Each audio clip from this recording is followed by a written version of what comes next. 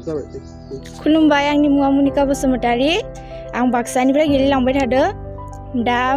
बाक्सानिफ्राय थांनानै डिस्ट्रिक्टआव थांदो डिस्ट्रिक्टनिफ्राय दा स्टेट लेभेलाव थांदो लं जाम्प गेलेदो आरो फार्स्ट थांदो आङो बाक्सानिफ्राय एथलेटिक जुनियर आरो सिनियरनि गेजेराव गेलेदोंमोन आसाम स्टेटनि मोजाङै नाजालांनो सेस्था खालामबाय थादों 17 फुट आं 14 इयारनिफ्राय गेलेजेनदों 14 इयार सिगाङाव बबेयाव गेलेदोंमोन बिनिफ्राय सिगां बाक्सायाव गेलेदोंमोन दा नोंथाङा बाक्सानि जानानै गेलेहैबाय इनिफ्राय दा सनानि मेडेल मोनबोनो हानानै गोसोआव माबायदि मोनो मोजाङानो नांदों गोसोआव सनानि मेडेल लाबोनो हादों बाक्सायाव नोंथांखौ गेलेनाय बिथिङाव सोर माबायदि मदद होदोंमोन मोजाङै सारनि गोसोआव गैया आं नागुरजुलि 19 नाम्बार फिल्डनिफ्राय थांदों आङो सारमोना सिखायदों आंखौ मोजां नाजालांनो सेस्था खालामबाय थादों आङो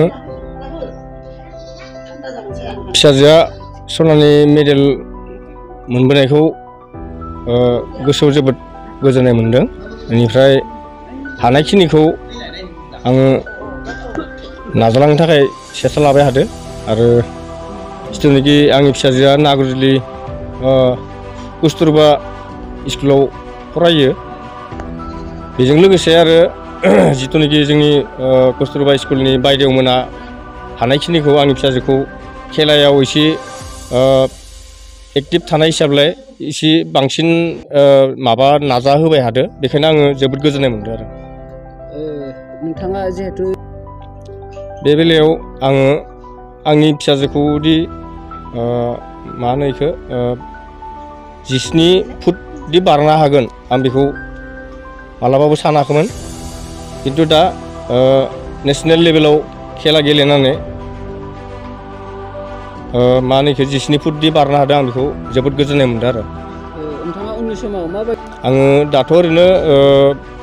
हानायखिनिखौ आङो सेस्थाखौ लाबाय थानोसै खेला दुला माबाफोराव सेस्था लाबाय थानोसै आं हानायखिनिखौ जाहाथे जिथुनाखि आंनि मनिका फिसाजोआ नेसनेल लेभेलाव गेलेनाय बा गोजान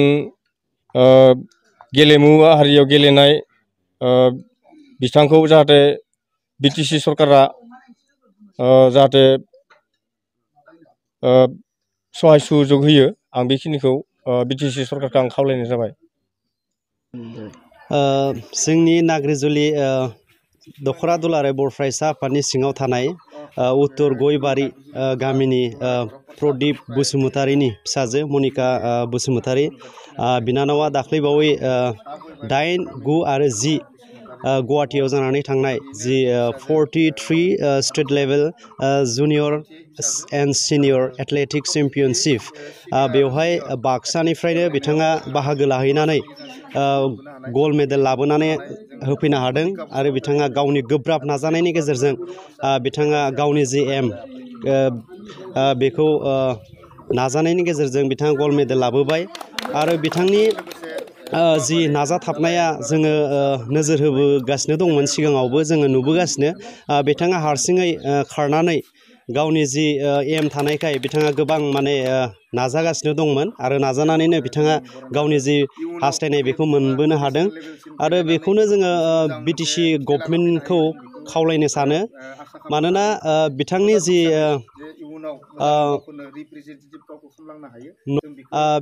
बेवहाय माने बेबायदि माने बांद्राय बेबायदि फाइनान्सियेलि माने मदद खालामनो हानाय बेबायदि सुबिदा गैया बेखायनो जोङो नाग्रिजुलि दखरा दुलाराय बर' फरायसा आफादनिफ्राय जोङो जेन BTRनि EM दावबायसा बिथांखौ जेन खबर लाफैनानै बाहाय जेन मदद होयो आरो थुलुंगा होफैयो बेखौ जों खावलायबाय बेवहाय जोङो दखरानिफ्राय अरायसम हास्थायो बिथांनि जि सिमां बे अरायसम मोगथां महर मोनथों आरो इयुनाव बर' जाथिनि गेजेरावनो माने सासे मैखोम गेलेगिरि जाहैनो हाथों बेखौनो जों अराय हास्थायो।